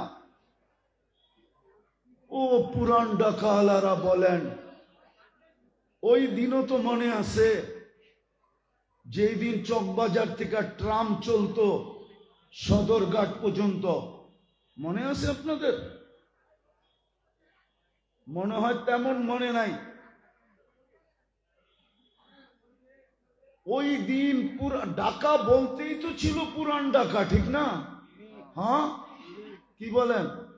হ্যাঁ, পুরান ঢাকার থেকে টাঙ্গা যাইতো মিরপুর মাজারে, মনে আছে? টাঙ্গায় চড়া যেতে হতো। আজকে কত গুণ উন্নত হয়েছে পুরান ঢাকা। কিন্তু বলেন 40-50 বছর আগে পুরান ঢাকার ভিতরে যে ভ্রাতৃত্ব ছিল, যেই মিল মহব্বত ছিল, যে মায়া মমতা ছিল, যে স্নেহ ছিল, যেই কি বলে সহানুভূতি ছিল, সহযোগিতা ছিল, আজকে তার 50 বছর আগে যতটুক ছিল তার 100 ভাগের 1 ভাগ কি আছে? কেন? উন্নত হওয়ার কারণে তো বাড়ার দরকার ছিল, কমলো কেন? কমছে এই জন্যই আমাদের ঘরে কোরআন আছে, আমরা ছুঁয়া দেখি না। কোরআনের বদদোয়া লাগছে, বদদোয়া। কোরআন কাঁদতেছে, কাঁদতেছে কোরআন। আপনি বলবেন কোরআন কি কাঁদে? এলে ওলামাদেরকে জিজ্ঞাসা করেন খেজুর গাছ কাঁদলো কি করে? বুখারী শরীফে আছে খেজুর গাছ কাঁদতেছে। আল্লাহ রসুল ট্যাগ দিয়া জুমার দিন খুতবা পড়তেন, পিঠ লাগায়া মেম্বরে পা দিতে দেরি, খেজুর গাছ কাঁদতে দেরি করে নাই। যদি মরা খেজুর গাছ কাঁদতে পারে তো আল্লাহর কালাম কেন কাঁদবে না? চারটা তো দিছিলেন আপনার আমার জীবন গড়ার জন্য। সবে বরাত তো দিছিলেন জীবনটা গড়ার জন্য। বন্ধুর উম্মত, বন্ধুর, আপনার আমি বন্ধুর উম্মত। এই জন্যই তো আমি বলি সারা জগৎটা তৈরি করলেন রহমতের ছোঁয়া দিয়া। আর কি ভালোবাসাই না আমাদেরকে বাসলেন, পুরা রহমতুল্লিল আলামিন উঠায়া আমাদেরকে দিয়ে দিলেন। এই জন্যই তো আদম আলাইহিস সালাম বললেন যে উম্মতে মুহাম্মদীর সাথে আমার চেয়ে কোটি গুণ পীড়িত বেশি। পীড়িত বুঝেন কি? আরে বলেন না কি? আপনারা বোঝেন না, ওরা বুঝবো। আজকে গেছে গা, ফুলও দিছে, হোটেলেও খাওয়াইছে, পার্সেলও দিছে। পারে নাই যদি ডাক্তার বলতো যে কলিজা বুনা কইরা দিলে তুই মরবি না, তাহলে কলিজা ফাইরা বুনা কইরা তারপরে হাতে উঠাইয়া দিয়া বলতো এইবার হইলো আমাকে লেখা দে I.U। এটার নাম হলো পীড়িত। এই ভালোবাসা আল্লাহ আমাদের সাথে প্রমাণ দিতেছি।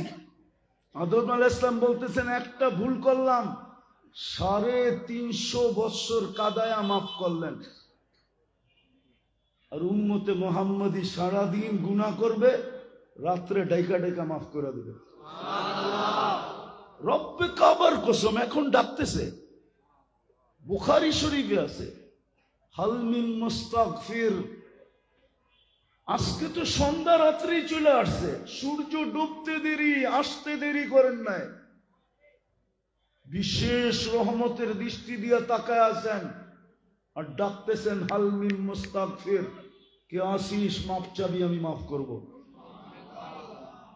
সারা রাত্র গুনাহ করে, সারা দিন ডাইকা ডাইকা গুনাহ মাফ করে দেয়। বলেন এটা পীড়িত না তো কি? আদম আলাইহিস সালাম তো বলতেছে। এই জন্য মেরে দোস্ত আসেন, আজকের রাত্রের যুবকদের পায়ে হাত দিয়া বলি, আসো, সুযোগ আছে এখনো। কণ্ঠনালীতে রু আসার পূর্ব মুহূর্ত পর্যন্ত এই উম্মতের জন্য সুযোগ আছে। আর আজকে তো দুটা জিনিস মিলা গেছে, এরকম শত বৎসরে মিলে কিনা সন্দেহ আছে। আজকের যে মিলটা, জুমার দিন এন্ড হইতে দেরি, সবে বরাত শুরু হইতে দেরি হয় নাই।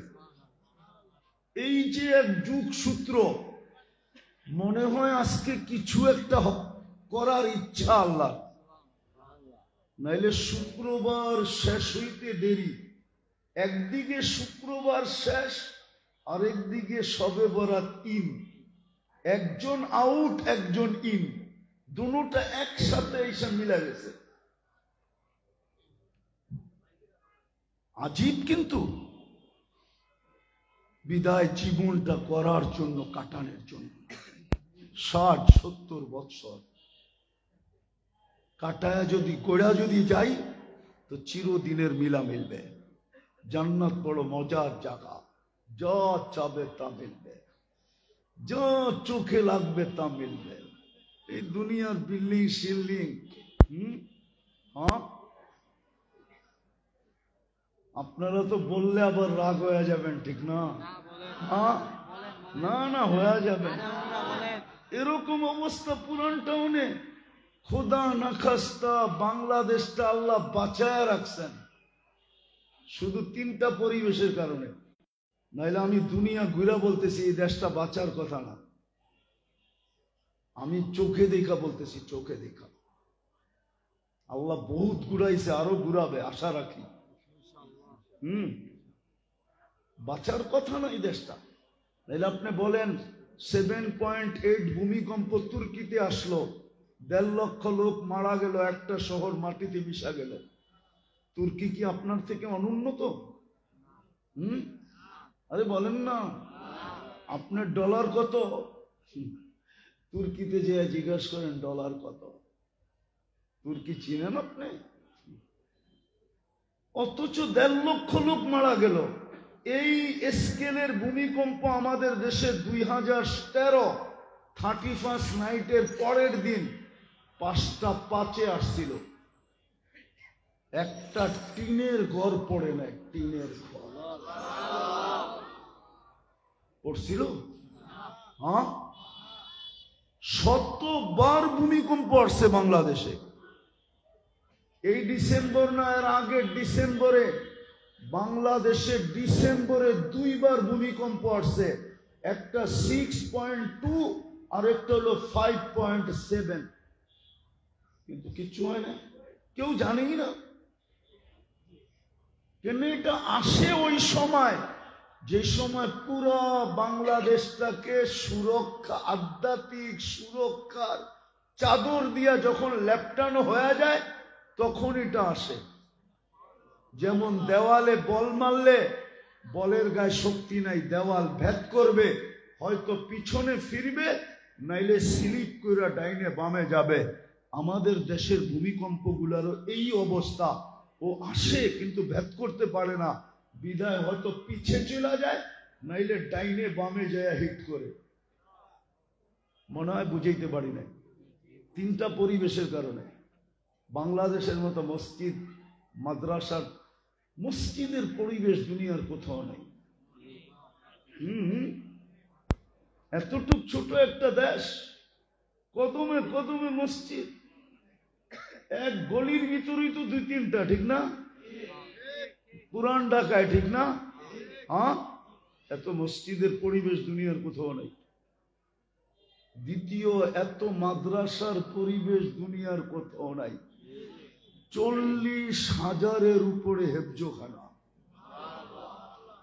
সুবে সাদেক হওয়ার 1 ঘন্টা আগে ওঠে ছেলেগুলা, প্রথমে লাল সবুজের পরিধিটাকে আধ্যাত্মিক সুরক্ষার চাদর দিয়া ঢাকে, তারপরে আল্লাহর কালাম পড়তে বসে। আপনি ঘুমায়া থাকেন, কোত্থেকে দেখবেন? দ্বিতীয়, বাংলাদেশের মতো হক্কানি আলেম ওলামা আল্লাহওয়ালা দুনিয়ার কোন দেশে নেই। এই 3টা পরিবেশের কারণে আমাদের দেশ বাঁচা। যার কারণে আমি বলি, নড়ে চড়ে পড়ে না, নড়ে পড়ে না, আর পড়বেও না, পড়বেও না। বাংলাদেশ কোনোদিন বিপর্যয় হবে না, কেন আমার হাতে সময় নাই, নাহলে পুরান ঢাকার মানুষ, আমি এটা একটা আধ্যাত্মিক শক্তি আপনাদেরকে দেখাইতাম। কিন্তু এতটুক বলি, বাংলাদেশের ইসলাম মদিনার ইসলাম সমসাময়িক। আল্লাহর রসুল হিজরত করেন না, 4 সাহাবী চলে আসছে বাংলাদেশে। বাংলাদেশের মানুষ সাহাবাদেরকে দেখা মুসলমান হয়েছে। এইখান থেকে 2 জন চীনে গেছে, 2 জনের কবর চীনে চিহ্নিত, আবু আক্কাস, ওহাব ইবনে মালিক। আর 2 জন বাংলাদেশে এখনো শুয়ে আছে, কোথায় জানি না, কাসেম ইবনে হুজাইফা, উরওয়া ইবনে সাসা। এই 4 সাহাবীর জামাত বাংলাদেশে আছে। আল্লাহর রসুল হিজরত করে নাই। এক আধ্যাত্মিক শক্তি মাটির ভিতরে আছে। এই জন্য এই মাটি নিয়ে যারা বেশি খেলে না, এই মাটি নিয়ে যদি কেউ খেলে, তো মাটি ওকে কখনো কখনো বোল্ড আউট করে, কখনো কখনো ওরে রান আউট করে, আবার কখনো কখনো ওরে ক্যাচ আউট করে, আবার কখনো কখনো ওরে ছক্কা মারা আউট করে। এটাই মাটির আধ্যাত্মিক শক্তি, মানুষের না। কারণ আমরা ইতিহাস জানি না এই মাটির। এই মাটির ইতিহাস আপনি জানেন না। একটু আগে না হুজুর বলল, দিন মোহাম্মদ সাহেব রহমতুল্লাহ আলাই কোথায় বসতেন তফসিরে, আর মাইক লাগতো এদিক দিয়া ফরিদাবাদ, এদিক দিয়া হাজারিবাগ। নাই তো ওই লোকগুলো, নাই তো। কোথেকে আপনাদেরকে আমি শোনাবো? ওই লোকগুলো তো কবরে চলে গেছে। মৌলানা দিন মোহাম্মদ সাহেব যখন সাতরাওজায় তফসির করতেন, এদিক দিয়া মাইক হাজারিবাগ, এদিক দিয়া মাইক ফরিদাবাদ। নবাববাড়ির মাঠের ভিতরে নারী আলাদা, পুরুষ আলাদা, রাত্রে সব জমা হয়ে বসত। সাতরাওজার থেকে তফসির করতেন দিন মোহাম্মদ সাহেব, পুরো ঢাকা নিঝুম হয়ে শুনত। এই মাটির একটা আধ্যাত্মিক শক্তি আছে। যা হোক, যেটা বলতেছিলাম আমি, জীবনটা গড়ার জন্য, কাটানোর জন্য। যদি আল্লাহর কাছে ইজ্জত চান, সম্মান চান, স্থান চান, জান্নাত চান, চির সুখ চান, চির শান্তি চান, চির মজা চান, সব রাখা আছে যুবক। গানও রাখা আছে, নাচও রাখা আছে। এই জন্যই জীবন গড়ার জন্য আল্লাহ চারটা জিনিস আমি দেখাইলাম: মুসলমান, উম্মতে মুহাম্মাদি, কুরআন, মসজিদ। লাইলাতুল কদর, লাইলাতুল বারাত, সামনে রমজান। আমি তো বলি মুসলমান যদি 1 মাস ইবাদত করতো না, 100%, আর 11 মাস যদি নাও করতো, আল্লাহ যদি জিজ্ঞাসা করতো, কিরে 1 মাস করলি 11 মাস করতেছিস না কেন, তবু বুক ফুলায় বলতে পারতো, কোথায় 1 মাস করলাম, 1 রমজানই তো 70 মাস, 12 মাস বাদ দেন না, তারপরও তো 58 মাসের পাওনা আমি আপনার কাছে, আপনি কই পাবেন আমার কাছে? কিন্তু 100% তো রমজানও ইবাদত করে না, ঠিক না? ভুল বললাম? যুক্তি কি ভুল? হ্যাঁ, 80 বছরের বুড়াও তো বলতে পারতো, ওই কিনিয়ে আসছস 1 রাত্র, 1 রাত্র কেন? লাইলাতুল কদরি খায়রুম মিন আলফি শাহর।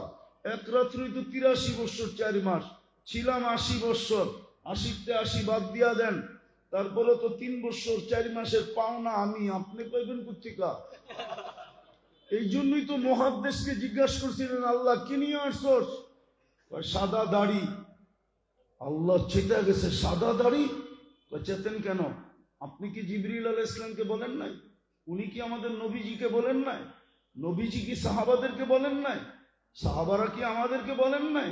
ইন্নাল্লাহা লা ইস্তাহি বি শাইবাতিন শাইয়াবা ফিল ইসলাম। যে ইসলাম মুসলমান অবস্থায় দাড়ি পাকায়া দিছে, ওর দাড়ি দেখলে আপনি লজ্জা পান, শাস্তি নাকি দেন না, উল্টা দেখতেছি আপনি রাগ হয়ে গেলেন দাড়ির কথা বলার কারণে।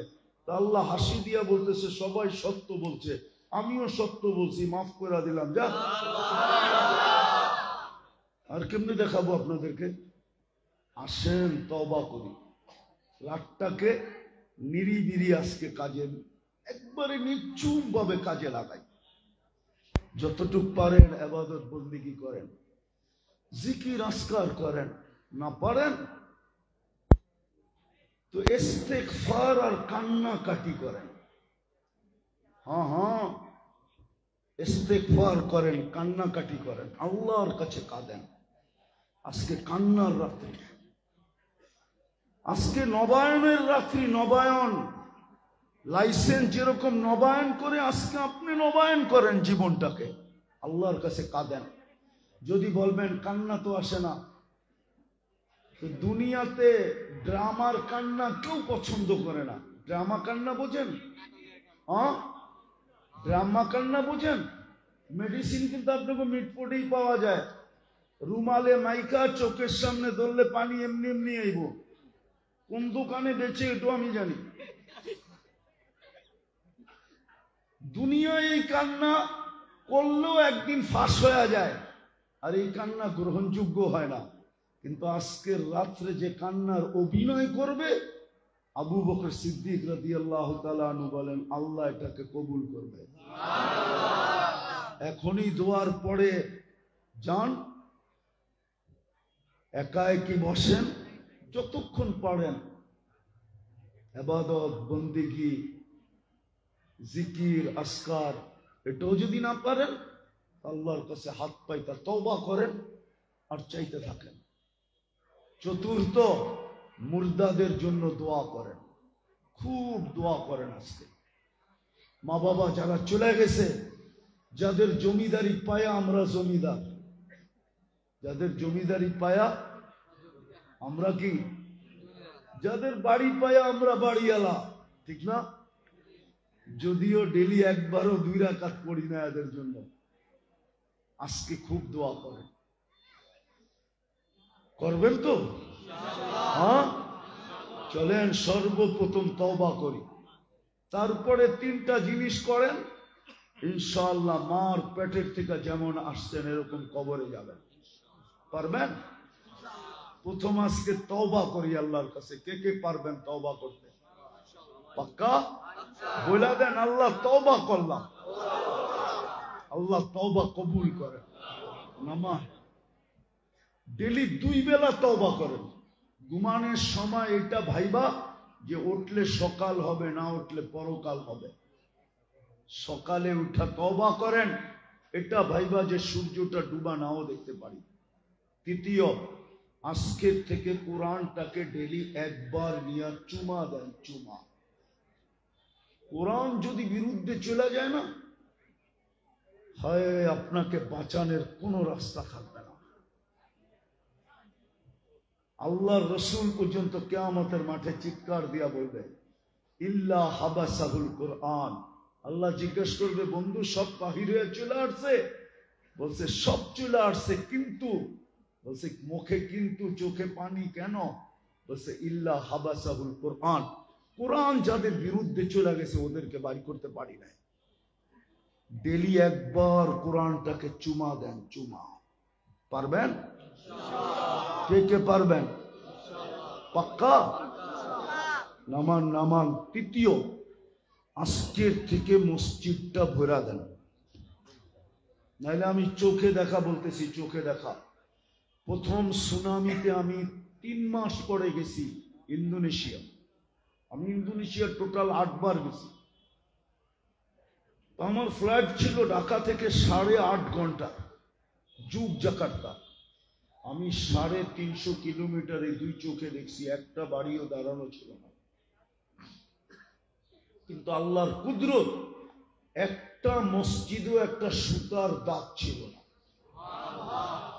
এই যে কয়েকদিন আগে ক্যালিফোর্নিয়া লস এঞ্জেলিস যে আগুন হলো, আগুন 200 কিলোমিটার চলে গেল।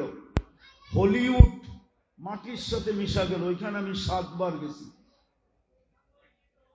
আগুনের 3য় দিন আমাকে ফোন করে বলছে, হুজুর সব তো জ্বলে গেছে, কিন্তু ওই মসজিদটা যে আসছিলেন ওটাতে কিচ্ছু হয় নাই। কিন্তু মিডিয়া দেখায় নাই। মিডিয়া দেখায় শুধু একটা বহুতল বিল্ডিং, যে এটা কিচ্ছু হয় নাই। কিন্তু ওর পিছনেই কিন্তু মসজিদটা, কিচ্ছু হয় না। রাগ হয়েন না, হতে পারে মসজিদ থাকবে, আমাদের বাড়িঘর থাকবে না।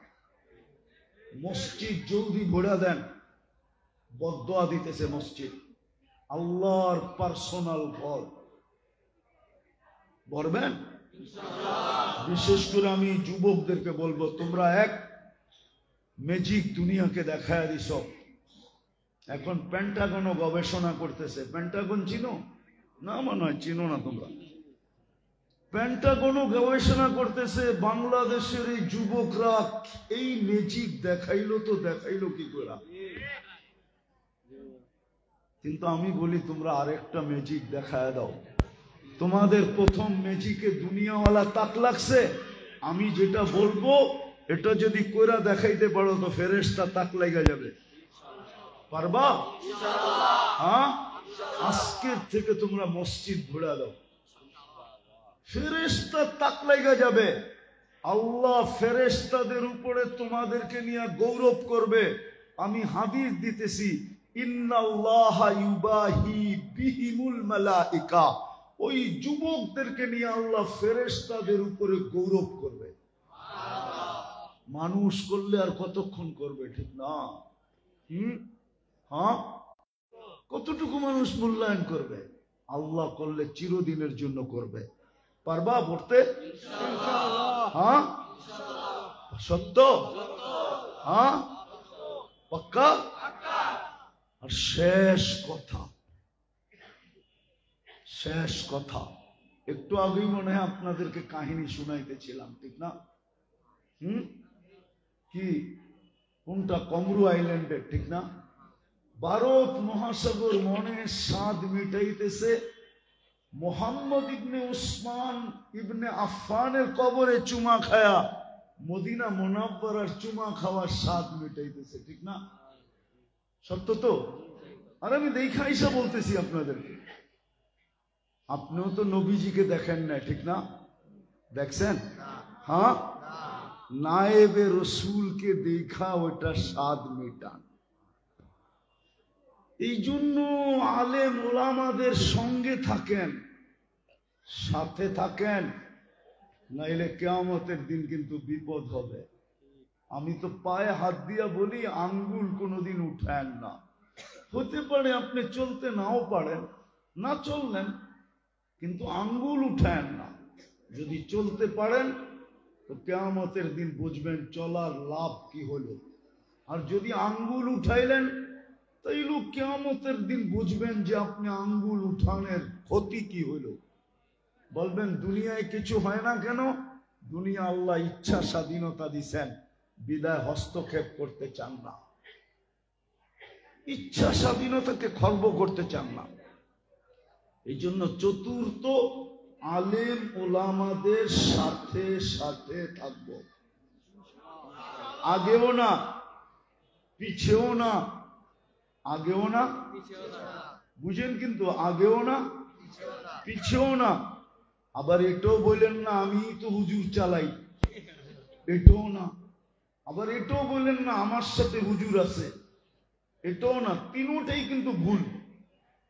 আপনি বলবেন আমি আলেম ওলামার সাথে সাথে আছি, পারবেন? শব্দ কয়টা? সাথে, একটা না একটা না, কিন্তু সাথে। আবার বলেন না সাথে সাথে। হ্যাঁ, বাবা বলতে যেরকম দুইবার ঠোঁটে চুমা দিতে হয়, কি বলতে? আর ডেডি বলতে একবারও চুমা লাগে না। এই জন্য ইয়াং ছেলে পেলে বাবা বলে না। ওই শুনছি লন্ডন থেকে বলে পড়ে আসছে মেয়ে, তাই সেই এয়ারপোর্টে দেখা হয়েছে, জিজ্ঞাসা করতেছে ডেডি তুমি কেমন আছো? মা তুই না ইংল্যান্ডে যাওয়ার আগে আমাকে বাবা বলতি, এখন কেন ডেডি বলিস? বাবা, ডেডি বাবা বললে আমার লিপস্টিক বন্ধ নষ্ট হয়ে যাবে, কেননা দুইবার চুমা দিতে হবে। কয়বার? বাবা, দুইবার চুমা লাগবে, লিপস্টিক শেষ। এই জন্য সাথে, আবার বলেন সাথে সাথে, আলেমদের সাথে সাথে থাকবো, পারবেন? আল্লাহ আমাদেরকে আমল করার তৌফিক দান করে। ওমা আলাইনা ইল্লাল বালাগ। বয়ান করবে কে?